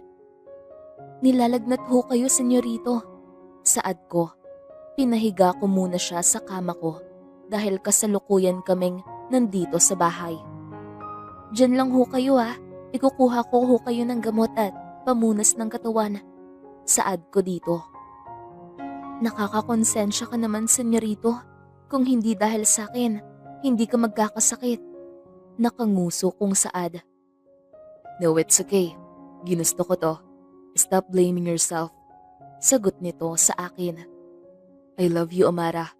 Gagawin ko ang lahat para sa'yo. Saad nito. Nakakamelt ng puso. Mahal din kita, Hercules. Sagot ko dito. Bumalatay ang gulat sa mukha nito. Ngunit mas nanaig ang tuwa. At sa sobrang tuwa nito, ay nahalikan niya pa ako sa labi na siyang ikinabigla ko. I'm sorry, nadala lang ako sa sobrang saya ko. Paghingi niya ng tawad, na siyang ikinailing ko at ako na mismo ang humalik dito. Nang makabalik nga kami sa mansyon, ay hindi maipaliwanag ang saya namin pareho. I can't believe na we are officially couple na. Nakangiting saad ni Hercules. Ako rin naman. Linait-lait mo pa yung luto ko. Ngayon ay GF mo na ako. Ay nako, swerte mo naman. Mayabang kong saad. Maswerte ka dahil bukod sa gwapo ako ay amo mo ko na nagkagusto sa'yo. Ribat naman nito sa akin. Nagsisi ka ba? Taas kilay kong tanong. No, of course not. I love you, Amara. Saad nito sa akin, sabay halik sa labi ko. Naging maayos naman ang relasyon namin ni Hercules. Si Ed na ang unang nakaalam na boyfriend ko na sa Hercules. At tuwang-tuwa naman to. Palagi rin naman siyang kasama sa tuwing magde-date kami para hindi mahalata ng kapwa ko katulong, lalo na si Celia. Sa tatlo niyang pinsan ay wala namang problema. Nagkakamabutihan na rin sila Edna at Kyran. Nakakatuwang pangyayari. Ngunit akala ko ang saya sa relasyon namin ay tuloy-tuloy na. Ngunit mali pala ko. Sa loob ng 6 na buwan naming maging magkarelasyon ni Hercules ay akala ko maayos na ang lahat. Ma, it's nice to see you here. Anong nagudyok sa'yo para maparito ka? Tanong ni Hercules sa kanyang ina na ngayon ay nasa harapan niya. Why? Aren't you happy that I am here? Taas kilay na tanong ng ina niya. No ma, I'm so happy you're here. Nakangiting sagot ni Hercules sa ina. Inilibot ng ginang ang kanyang paningin sa kabuuan ng bahay hanggang sa natigil ito sa gawi ko. Pinagmasdan niya ako ng mabuti. Is she your new maid? Tanong nito kay Hercules. Yes ma, she's Amara. Nakangiting sagot ni Hercules. Nagbow naman ako dito. Good evening po. Bati ko sa ginang at ngumiti. Oh, it's nice to finally meet you. Makahulugang saad nito na siyang ikinakunot ng noo ko. What do you mean, ma? Takang tanong nito sa ginang. Wala naman. Nakwento lang ni Celia na may new maid ka. I didn't expect that she's pretty, ha? Nakangising sagot nito. Halatang plastic. Tinignan ko naman si Celia na nakangisi rin sa akin, kaya medyo kinabahan ako. Mag-ingat ka, Amara. Biglang ani ni Edna nang pahiga na ako. Bakit? Takang tanong ko. Hindi ko gusto ang paraan ng pagtingin sa'yo ng senyorita kanina. Mag-ingat ka. Sagot nito sa akin. Tinunguan ko naman ito.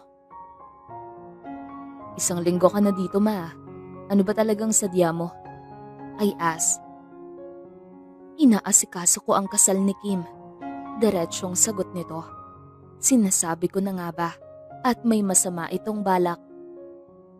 I've already told you that I don't want to marry her, mama. Madiing wika ko. At sinong gusto mong pakasalan? Yung katulong na yon? Gulat ako nang sabihin niya yon. Oh, come on, Hercules. You think I am not aware what's happening here?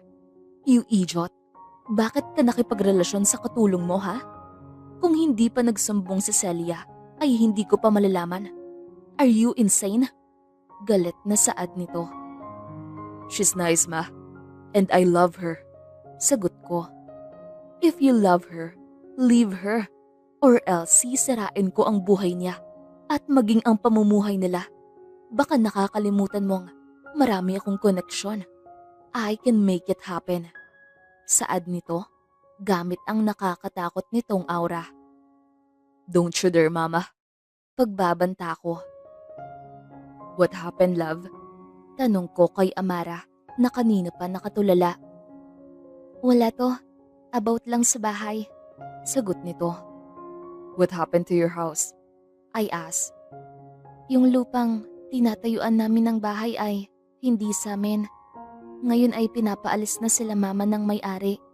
Kung hindi daw sila mama umalis ay pagbabayarin daw sila ng 1 bilyong piso at ikukulong pa nila si papa. Napakahayop nila, no? Nakakaloka pag mayaman. Mga arugante. Garalgal niyang kwento sa akin. Nakuyom ko ang kamao ko nang marinig yon. Alam kong si mama ang may kagagawan nito. Nang makauwi nga kami sa mansyon, ay agad kong tinungo ang kwarto ni mama. Anong ginawa mo, ma? Sigaw ko dito. I already told you. Hindi pa yan ang mangyayari hanggat hindi mo siya hinihiwalayan. Sagot nito at pumasok na sa CR. What the hell? Sigaw ko dito. Sa mga sumunod na araw ay mas lalo akong ginigipit ni mama. Tuluyan niya na ngang ipinakulong ang magulang ni Amara at hindi ko na talaga kinaya. Nagpaalam rin si Amara na uuwi muna sa kanila dahil kailangan niyang ayusin ang problema ng pamilya nila. Nang makaalis siya, ay dumiretso ako sa office ni mama. Oh, Hercules, nagustuhan mo ba ang pasabog ko? She asked. Ibalik mo sa normal ang pamumuhay nila at gagawin ko ang lahat ng nais mo, mama. I said. Ngumiti naman ito ng napakalawak. Okay, next week isiset ko na ang engagement party niyo ni Kim. Nakangisi nitong saad. Oh, buti naman Amara at bumalik ka na. Tamang-tama at may gaganapin pa namang party dito mamaya. May katulong na din ako sa pagluluto. Nakangiting saad sa akin ni Edna. Kakabalik ko lang din kasi sa mansyon dahil halos 1 linggo rin ako sa probinsya namin para maayos ang problema ng pamilya. Anong party? Tanong ko. Engagement party nila Senyorito Hercules at Senyorita Kim. Singit naman ni Celia sa amin at nginisian ako. Kunot noon naman akong tumingin kay Edna na nakayuko na pala. May alam ka ba, Edna? I asked. Nung wala ka ay palagi nang magkasama sila Senyorito Hercules at yung Kim na yon. Tinanong ko naman si Kyran kung ano yun ni Senyorito Hercules. Ang sagot naman niya ay mapapangasawa daw yun ng senyorito. Nakakabingi ang mga nalaman ko galing kay Edna. May tiwala ko kay Hercules. Tanging saad ko na lamang.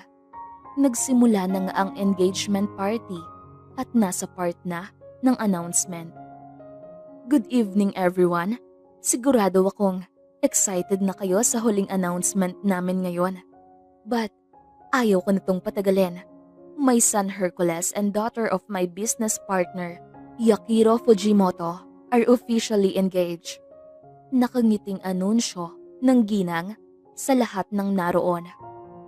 Ang pinakamaganda pa ay magiging lola na ako. Kim is pregnant. Tuwang-tuwa nitong saad. Parang pinagsakloban ako ng langit at lupa nang marinig ko yon. Buntis? Paano nangyari yon? Dali-dali akong umalis sa venue at pumuntang silid. Nais kong makausap sa Hercules. Ayun lamang ang naiisip kong paraan para malaman ang lahat. Do you think seryoso ako sa'yo, Amara? The fuck? It's all about money.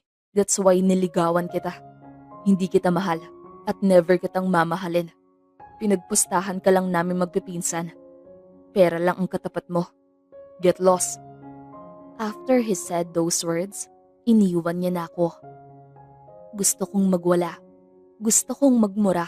Gusto kong manakit. Ngunit paano? Bakit ang sama ng mundo sa akin? Bakit ang unfair? Luhaan akong umuwi sa amin. Niyakap ako ni mama at pinatahan. Matapos kasi nang makausap ko sa Hercules, ay umalis na ako sa mansyon. Hindi ko lubos na isipin na magagawa niyang paglaruan ang feelings ko. Nakwento ko kay mama ang nangyari at maging sila ay nagalit. Naging mahirap sa akin na makaahon muli. Walang araw na lumipas na hindi ako umiiyak. Puro pagmumukmok na lang ang ginagawa ko at wala akong ibang inisip kung hindi mawala sa mundo. Pwede ba, Amara? Huwag mo namang lunurin ang sarili mo sa lugmok, anak. Lumaban ka. Nandito kami ng pamilya mo, nakasuporta sa'yo. Huwag mong hayaan na apihin ka ng mga taong yun. Pakiusap ni Mama sa akin. Nang akmang sasagot na ako, ay siya namang naramdaman kong nasusuka ako. Kaya dumiretso ako sa banyo. Nang makalabas ako, ay si Mama ang una kong nakita. Anak, umamin ka nga. Buntis ka ba? Tanong nito sa akin. Hindi ko po alam, Ma. Pag-amin ko dito. Actually, mag-iisang linggo na rin na masama ang pakiramdam ko. Masakit palagi ang ulo ko at naduduwal ako. Halos isang buwan na rin ang nakalipas nang umalis ako sa mansyon. Posible kayang mabuntis ako ni Hercules? May nangyari ba sa inyo ni Hercules, anak? Tanong ulit ni Mama. Napatampal ako sa aking noo nang maalala ko na bago nga pala makulong sila Mama ay may nangyari na sa amin. Posible kaya na mabuntis niya ako? Nako iha, 4 weeks ka ng buntis. Congratulations. Masayang bati ng doktor sa akin habang ako ay gulat na gulat. Hanggang sa makauwi sa bahay ay hindi pa rin mag-sink in ang mga nalaman ko galing sa doktor. Buntis ako at ang arugante na yun ang ama. Anong balak mo, anak? Tanong ni Mama pagdating namin sa bahay. Wag na wag mong ipapaalam sa ama ng bata na yan na may anak kayo, Amara. Malilintikan siya sa akin. Galit na saad ni Papa. Wala akong balak na sabihin pa. Kung siya tinaguan niya ako ng fiancé, ako tataguan ko siya ng anak. Mariing sagot ko. Pagbabayarin ko sila sa lahat ng sakit na idinulot nila sa akin. It's been 5 years without Amara. Malungkot na wika ni Edna sa amin. Kamusta na kaya siya ngayon? Wala na akong balita sa kanya. Tanong naman ni Kairan. I miss her, Calix said. I miss her so much. Biglang saad ko. Anong plano mo, pare? Wala ka ba talagang balita sa kanya? Kairan asked me. I don't know. Wala na akong masagap na balita. Sagot ko. Kasalanan to ng Bruhilda mong nanay at ni Celia? Ines na saad ni Edna. Calm down, babe. Baka makunan ka.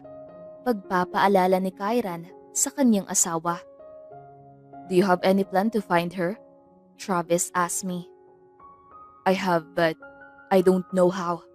Sagot ko. Love can find a way. Ayan na naman siya sa pagiging matalinhaga niya. Hey baby, be careful. Sigaw ko kay Avril. Hayaan mong mag-enjoy ang mga anak mo, Amara. Aba, 4 na taon mahigit din kayong nanirahan sa ibang bansa. Kaya marahil naninibago sila dito sa Pinas. Saad ni Mama sa akin. Kung sa bagay, mahigit 4 na taon rin nga pala kaming nanatili sa Germany. Dahil matapos kong manganak sa kambal ko, ay may kumuha sa aking agency upang maging model sa isang sikat na branch ng bag, which is ang Chanel. I can't believe that sa kabila ng lahat ng pinagdaanan ko, ay nakaya kong maitaguyod ang kambal kong anak. I am international model now, and I have my own restaurant. I have branch of my own restaurant here in the Philippines. Ang karamihan ay nasa iba't ibang bansa na. Nagsimula ko sa maliit na resto until lumago ito. I am officially chef now. Pinagsabay ko ang pag-aaral ko sa pagbabantay ng anak ko at pagiging model ko sa Germany. Malaking tulong sa akin ng pagmumodel ko. Binago nito ang lahat sa akin. And I can say that I can now face the people who hurt and ruin my life. Mommy, look, Harlem keep kicking my butt. Pagsumbong ng cute kong anak sa akin. Harlem, stop kicking your sister's butt. That's bad, baby. Saway ko naman sa anak kong lalaki. She keep teasing me that I am ugly, mommy. Naiiyak na sumbong rin ni Harlem. Natutuwa talaga ako sa mga anak ko. They can easily remove my stress. Mommy, can I go to school? Harlem asked me. Yes, baby. Probably next week. Sagot ko dito habang nakatutok sa laptop ko. I have more business thing to do. Pero ako pa rin ang naghahatid sa dalawa kong anak papasok sa school. Baka sa mga mukha nila ang sobrang saya nang makarating kami sa campus nila. Take care of yourselves, baby, ha? I will pick you two here later, okay? Saad ko dito, sabay halik sa noo nila. Okay, Mommy. Take care too. Sagot nito sa akin. Hercules, paalis ka na ba? Tanong ni Kuya Haley sa akin. Yes, why? I asked. First day of school ni Elise ngayon. Ang kaso ay hindi ko siya maihahatid dahil kailangan kong bumalik sa Spain right now. Manganganak na si Kim. Hindi ko siya pwedeng hayaan na lang mag-isa doon. Kamot ulo niyang saad. Okay, ako na ang maghahatid. Sagot ko. Thanks bro. Matapos niyang sabihin yon, ay pinaharurot niya na ang kotse niya. Nang makarating na nga kami sa campus nila, ay kinausap ko muna sa Elise. Elise, be a good girl ha? Huwag kang magmaldita sa mga classmates mo, okay? Pagpapaalala ko sa pamangkin ko dahil sobrang maldita pa naman nito, baka makipagrambulan sa loob. I can promise, Tito. But I will do my best. Nakangiti nito, sabay taas ng kilay. I will pick you up later, ha? Tumango naman siya at saka pumasok na ng classroom. Hindi pa man nagdadalawang oras, ay tumawag na sa akin ang advisor ni Elise. Ang sabi ko kasi, tawagan ako kapag may kailangan o nangyaring masama kay Elise. Hello, good morning. Sa tito po ba ito ni Elise Silverias? Tanong ng guro ni Elise sa kabilang linya. Yes po, sagot ko at sinabi naman niya ang pakay niya. What happened to her, ma'am? I asked nang maabutan kong iyak ng iyak sa Elise. Nakipagsabunatan ho kay Avril. Ang kaso ay nakisali po itong si Harlem sa away ng dalawa. Explain nito sa akin. Why did you do that, Elise? Tanong ko dito. Kasi Tito, she said that I was ugly moron. That's why I pulled her hair. Kaso, this guy helped her twins. Sinabunutan niya rin ako. And he even kicked my butt. It's so ouchy. Sumbong ni Elise sa akin sa cute na tono. Hey you, it's all your fault. She said that my sister is fatherless. She have no right to insult her. That's why I kick her butt to punish her. Singit naman ng isang singkit na bata. He looks like me. Sinabi mo yun, Elise? Hindi makapaniwalang tanong ko. Tumango naman siya. It's true naman kasi. Sinabi niya nung nag-introduce ourselves kami. Mataray na sagot nitong pamangkin ko. Napapahilot na lamang ako ng sentido sa mga batang to. Please forgive Elise for what she have done to both of you. Paghingi ko ng paumanhin dito. Okay, let's go Avril. They are wasting our time here. Kunot noo kong tinignan ang mga ito habang papalabas. That was rude, ha?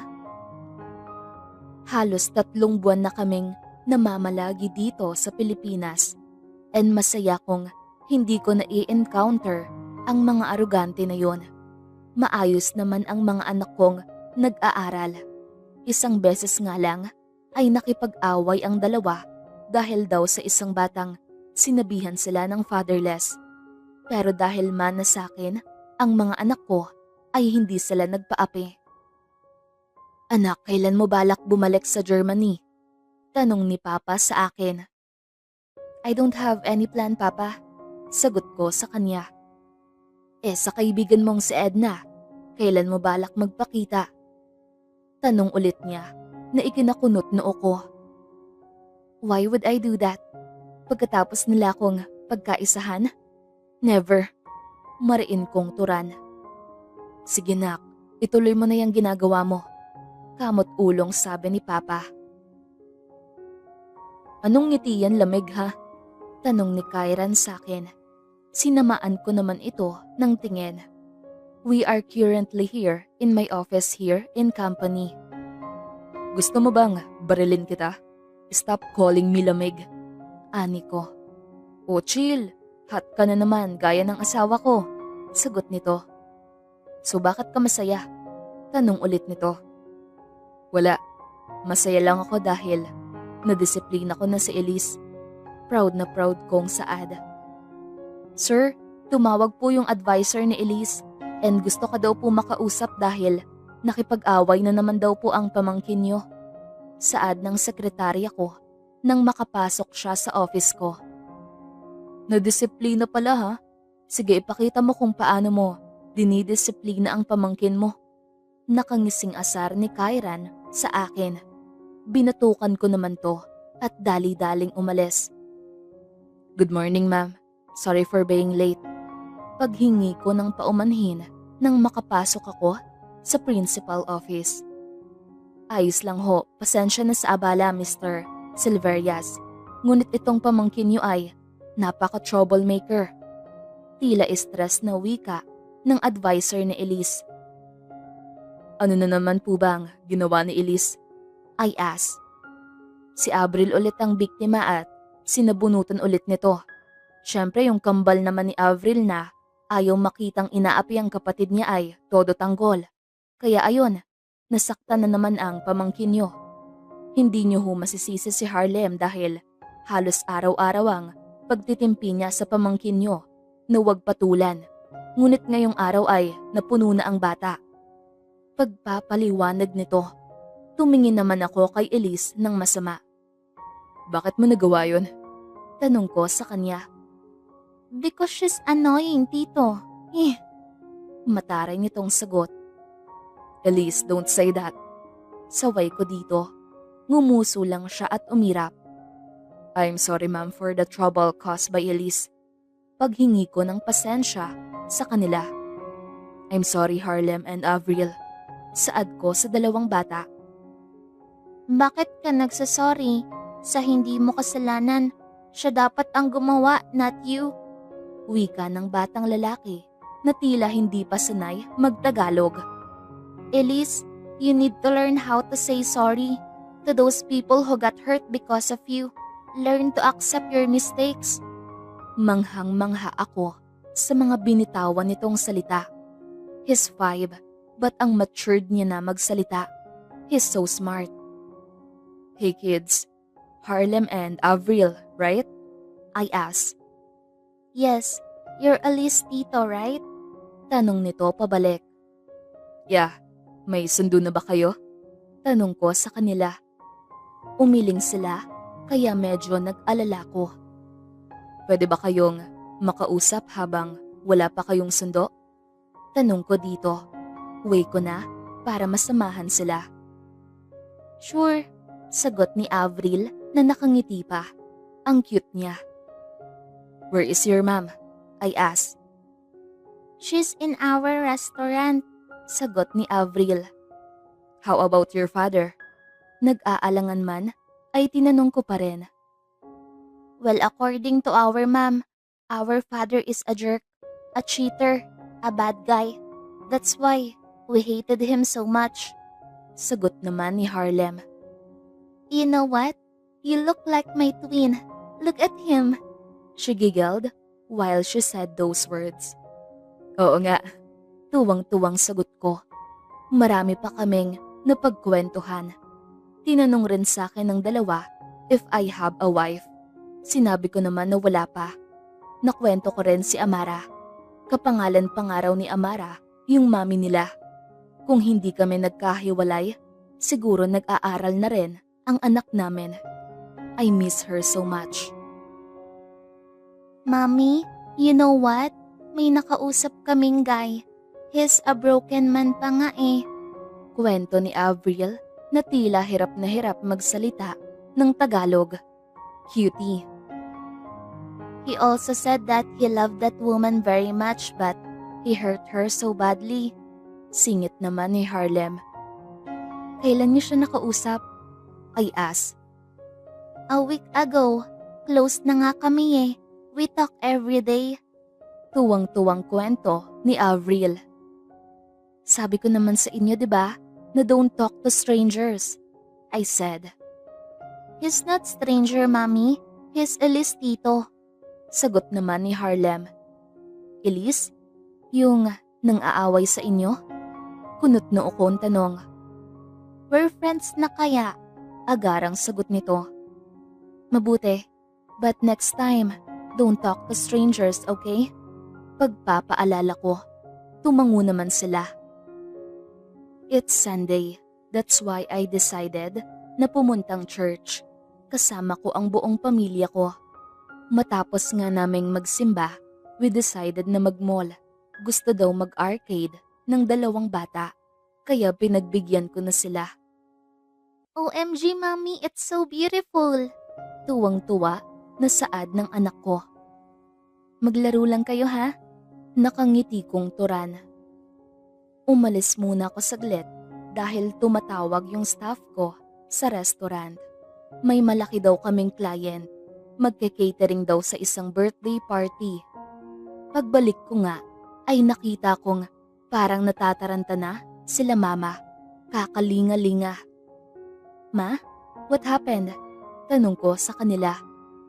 Diyos ko, Amara, ang mga anak mo ay nawawala.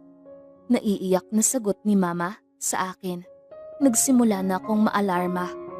Nilibot ko ang buong mall, ngunit hindi ko sila makita. Halos 2 oras na rin kaming naghahanap, ngunit wala talaga. Kaya inutusan ko na si Papa na tumawag ng pulis at sila mama naman ang bahalang kumausap sa manager nitong mall para matignan ang CCTV. Last kong ang pinuntahan ang mini garden ng mall na to. Avril, Harlem, tawag ko sa 2 kong anak nang makitang may kausap itong lalaki. Nakahinga ko ng maluwag nang makalapit ito sa akin. Where have you been? Hinahanap namin kayo. Naiiyak kong tanong, sabay yakap ko sa 2. Excuse me, miss. Salita ng kung sino sa likod ko. Teka, familiar. Kunot noo ko siyang tinignan nang makalingon ako. Gulat na gulat din siya nang makita ako. Amara? At nang banggitin niya ang lahat, ay parang bumalik lahat ng sakit. Nanginginig ang tuhod ko na hindi ako makagalaw. Anong ginagawa ng manlulokong to dito? Amara, ikaw nga. Parang naiiyak niyang sambit sa pangalan ko. Akmang hahawakan niya ko nang sipain siya ng mga anak ko at tinulak-tulak ito palayo. Don't touch my mother. You made her cry, look! Sigaw ni Avril. Umiiyak na pala ko. Magsasalita pa sana si Hercules nang mabilisan akong umalis sa harap niya. Karga ang mga anak ko. Sinubukan niya pa akong tawagin, ngunit hindi na ako nag-atubiling lumingon pa. Amara, anong nangyari? Saan mo nakita ang mga anak mo? Tanong ni Mama nang makapasok kami sa van ng mga anak ko. Ma, umuwi na ho tayo please. Pakiusap ko kay Mama. Nang magkaroon ako ng lakas, ay saka ko kinuwento sa kanila ang buong nangyari. Niyakap naman ako ni Mama. Mama, sakit pa rin pala. Kahit ilang taon na ang nakalipas. Sariwang-sariwa pa, Ma. I said while I'm crying. Mommy, Tito Hercules is our father ba? Curious na tanong ni Avril na siyang ikinabigla ko. Don't worry, Mommy. We hate him too. I thought he's a good man. He's so kind to us eh. Sambit ni Harlem. Inaya ko naman silang 2 palapit sa akin. Stop crying, Mommy. He will never hurt you again or else I will punch his face. Saad ni Harlem. Natawa naman ako. Sobrang brave ng mga anak ko. Bakit mo ba kami pinatawag, Hercules? Ines na tanong ni Edna sa akin. Nakita ko na siya. Wika ko. Sino? Tanong ni Kyran. Si Amara. Gulat sila nang sabihin ko yon. Saan? Nasaan siya ngayon? Nagkausap kayo? Kumusta siya? Sunod-sunod na tanong ng mga loko. Patapusin niyo ko. Sigaw ko sa kanila. Natahimik naman sila bigla. Nakita ko siya sa mall kahapon. She looked different. May anak siyang kambal and posibleng anak ko sila. We can find her sa restaurant niya sa May Ayala. Mahabang wika ko. Nagkausap kayo? Edna asked me. No, galit pa rin siya katulad ng dati. Maging ang mga anak niya ay galit sa akin. Sagot ko. Bad shot ka kagad sa anak niya? Naku pre, nakwento na nun na pangit ugali mo. Pang-aasar ni Kalik sa akin. Shut up. Sigaw ko. Anong plano mo? Tanong ni Travis. Tutulungan niyo ko. Saad ko. I explained everything about my plan. Sana maging successful. Good morning, ma'am. May client ka po na imimit mamaya Pagpapaalala ng sekretary ko. Around 2 p.m. pa naman yon. 1 p.m. pa naman. Makakapag-ayos pa ako. 1:55 p.m. na ako nakarating sa meeting place namin. Nakita ko ang buntis na babae na nakaupo sa nasabing table ng waitress. Buntis ang client ko. Good afternoon, ma'am. Sorry for being late, I said. Amara, pareho kaming nagulat nang makita namin ang bawat isa. Edna, hindi makapaniwalang tanong ko. Set up ba to? I asked. Akmang aalis na ako nang pigilan ako nito. Please, pakinggan mo naman ako. Pakiusap niya. She explained everything to me. Sobrang detailed, but hindi ko magawang maniwala. Kaya naman, iniwan ko na siya doon. I won't waste time on people who hurt me badly. Sa pangalawang araw, ay si Kyran naman ang nag-set up. Katulad ni Edna, ay nag-explain din siya. Ang ending, iniwan ko rin naman. Ang sumunod ay si Calix. Ganun rin ang sinabi niya. Not until Travis approached me. Ibang explanation ang natanggap ko. Ayaw daw ni Hercules na sabihin yon sa ibang kaibigan niya. Ba't hindi ko magawang maniwala? Hindi na ako bata para mabilis utuin. Amara, please, talk to me. Hear me out, please. Nagsusumamong pakiusap ni Hercules. Para saan pa? Kahit na anong explanation pa ang ilatag mo, hindi na mababago na sinaktan niyo ko. Sigaw ko sa kanya. Nandito siya sa restaurant ko at nanggugulo. Buti na lang ay wala pang customer dahil kaka-open pa lang namin. Hindi kita niloko, Amara. Kung hindi ko ginawa yun ay baka tuluyan ng hindi nakalabas ng kulungan ang mga magulang mo. Garalgal nitong Saad.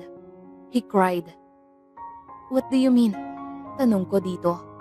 Doon niya na nga ipinaliwanag lahat-lahat kung paano siya i-blackmail ng sarili niyang ina, kung paano siya nagtiwalag sa pamilya niya, at kung paano naging asawa ng kuya niya, yung ex-fiancé niya.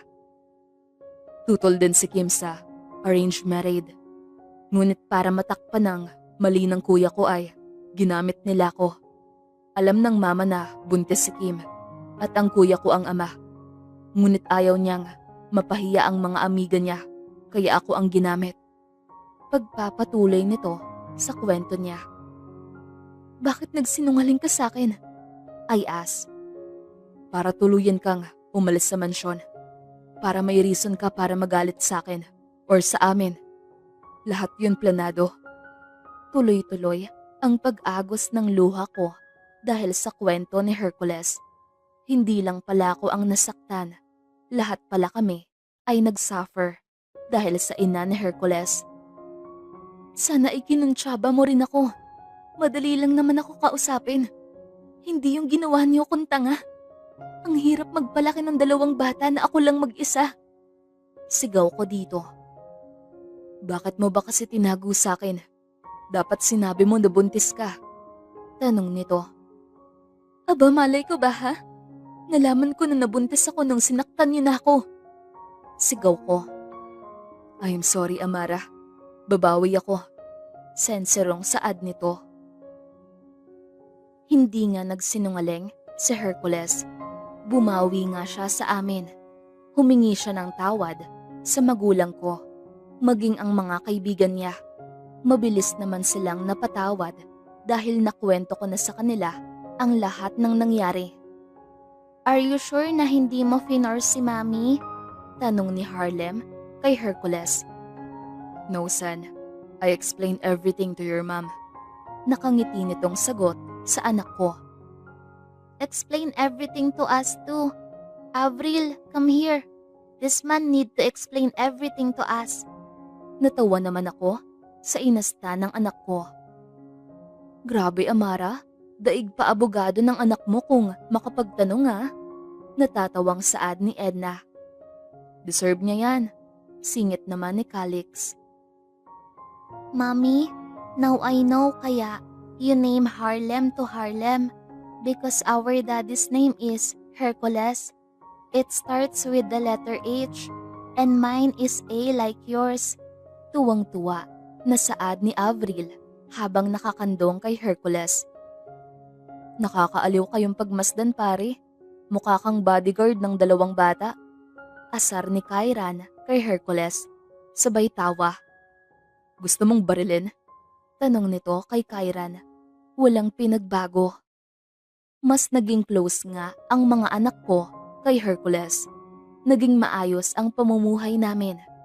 Naging busy kami sa pag-aasikaso ng kasal namin. Binuhos namin lahat ng oras namin sa pag-o-organize nito. Hindi na rin nakahadlang pa ang magulang ni Hercules sa amin. Ang katunayan ay humingi ng tawad sa amin ang nanay niya. Pinatawad na rin naman namin agad. Araw na ng kasal namin at kinakabahan ako. Pangarap ko to eh. Pangarap kong makasal sa lalaking mahal ko. I now pronounce you as husband and wife. You may now kiss the bride. Maugong ang hiyawan ng mga tao sa loob ng simbahan.